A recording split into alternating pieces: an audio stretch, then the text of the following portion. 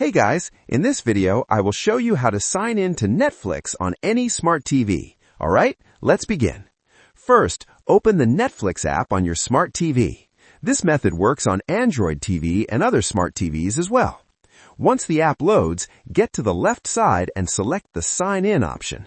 You will see two ways to sign in, using your phone or using the TV remote. To sign in using your phone, scan the QR code displayed on the TV screen. You can use your phone camera or the Google Lens app to scan the code. After scanning, tap the link that appears. This will open Netflix on your phone. Check that the code shown on your phone matches the code on the TV. If it matches, tap Sign In to TV, then Confirm. Your Netflix account will sign in automatically on your TV. If you prefer using the remote, switch to Use Remote. Enter your Netflix email address, select Next, choose Use Password, and enter your password. Confirm to complete the process. So that's basically how you can sign in to Netflix on any smart TV. That's it for this video. Thanks.